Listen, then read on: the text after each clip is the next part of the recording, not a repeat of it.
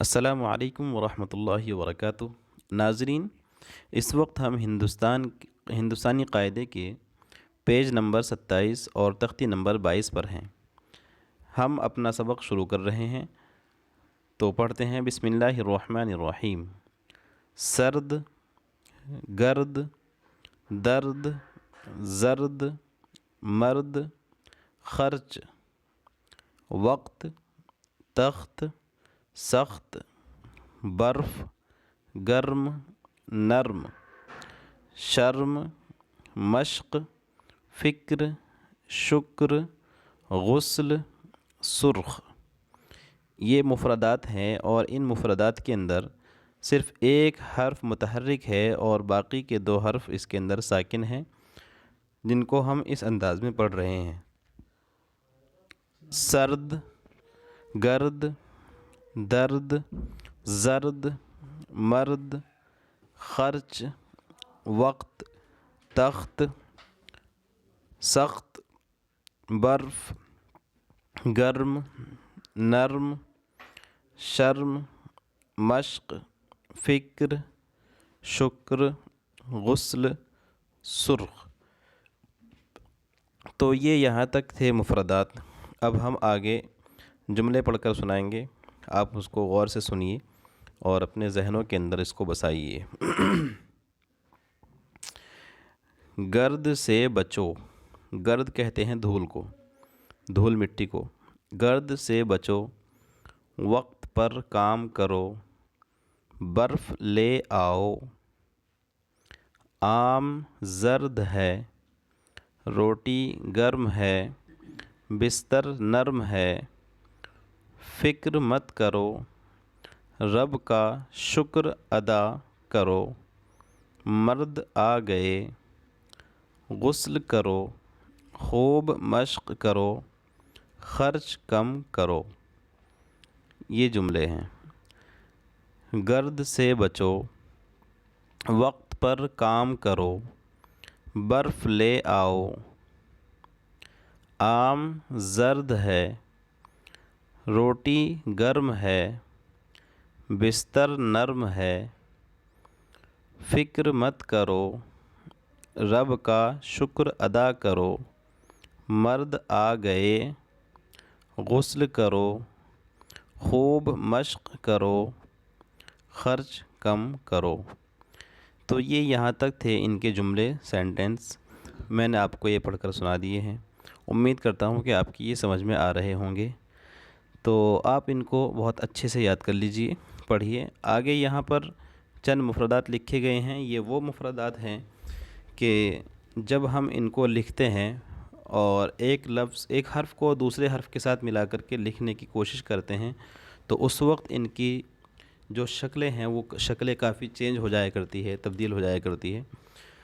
تو فی الحال اس تختی کے اندر ہم وہی چیزیں پڑھیں گے انشاءاللہ۔ تو پڑھیے۔ سا، ضاد، ح، طا، ذال، ظا، صاد، عین۔ مشقی انداز میں یہاں پر ان کو لکھ دیا گیا تاکہ بچے کی ذہن نشین ہو جائے۔ ویسے یہ چیزیں آپ کو شروع میں یاد ہو چکی ہوگی، اس لیے اس میں زیادہ وقت خرچ کرنا مناسب نہیں سمجھتا۔ اب آگے چل کر کے ان کی وہ شکلیں دیکھ لیتے ہیں جو مرکبات میں بن جاتی ہے، یعنی جب ہم ان کو ملا کر لکھتے ہیں تو اس وقت ان کی شکل کیسی ہوتی ہے۔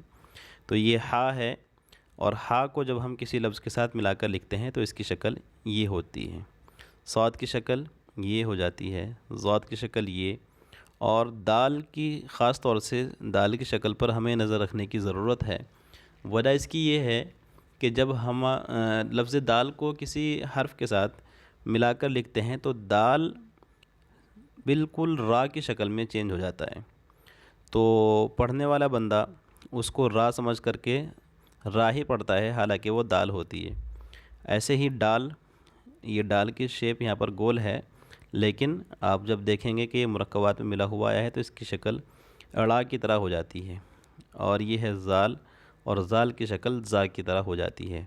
یہ وہ شکلیں ہیں خاص طور سے جن کے اندر عام طور پر بچے کنفیوز ہو جاتے ہیں کہ یہ دال ہے، یہ اڑا ہے یا زا ہے۔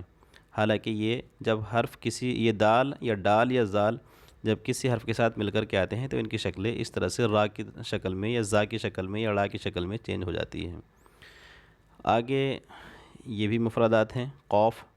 قوف کی شکل کبھی اس طرح سے آتی ہے، جب قاف سے ہی کوئی لفظ شروع ہو رہا ہو تو اس صورت میں قاف کی شکل اس طرح سے ہوتی ہے، لیکن اگر قاف درمیانے کلام میں آتا ہے، بیچ لفظ کے اندر آتا ہے، تو اس وقت قاف کی شکل ایسی ہوتی ہے۔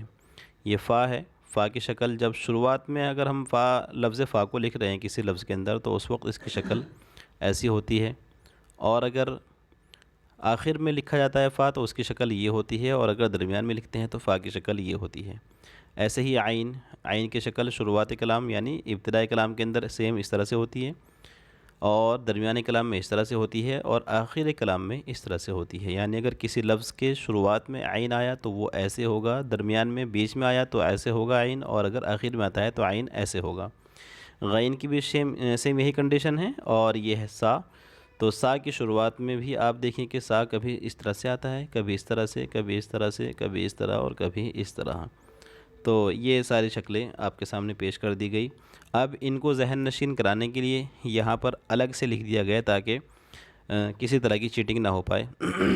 یہاں سے ہم پڑھ لیتے ہیں، ضاد، سا، عین، صاد، غین، حا، دال، عین، دال، سا، فا، زال، قاف، عین، سا، دال، غین، ذال، عین، ڈال، سا، غین، عین، فا، قاف، سا، صاد، فا۔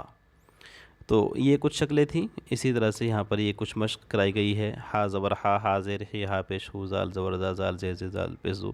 بالکل آسان ہے، اس میں کوئی خاص چیز بتلانے کی ضرورت نہیں ہے۔ یہاں پر بتایا گیا ہے ہدایت میں، بچوں کو بتائیے کہ ملنے کے بعد را، اڑا، زا پوری نیچے ہوتی ہیں، اور دال، ڈال، زال آدھی اوپر اور آدھی نیچے ہوتی ہے۔ یعنی یہ جس وقت ہم لکھتے ہیں تو لکھنے کے اندر جو کاپی کی لائنز ہیں، ان لائن کے اندر لکھنے کا کیا طریقہ ہوتا ہے، تو وہ کہہ رہے ہیں کہ را، اڑا، زا، یہ جب ہم ان کو لکھتے ہیں ملنے کے بعد تو یہ بالکل لائن کے نیچے کی طرف ہوتی ہے، اور دال، ڈال، زال یہ آدھی اوپر اور آدھی نیچے ہوتی ہے لائن کے۔ یہ شکل یہاں سمجھا دی گئی، بتلا دی گئی۔ یہاں پر بھی وہی مفردات ہیں۔ اب یہاں انہی مفردات کو مرکب کر دیا گیا، تو انشاءاللہ اس سبق کو ہم پھر سے بعد میں آگے دوسری والی ویڈیو کے اندر پیش کریں گے۔ امید کرتا ہوں کہ آپ کو یہ سبق بہت زیادہ پسند آیا ہوگا۔ آپ کو اگر ہماری ویڈیوز اچھی لگتی ہے تو آپ ہمیں موٹیویٹ کرنے کے لیے، آپ ہماری حوصلہ افزائی کرنے کے لیے ہمارے اس چینل کو سبسکرائب کریں، ویڈیوز کو لائک کریں، اور اپنے دوستوں تک اس کو شیئر کریں۔ ملتے ہیں انشاءاللہ پھر نئی ویڈیو کے ساتھ۔ السلام علیکم ورحمۃ اللہ وبرکاتہ۔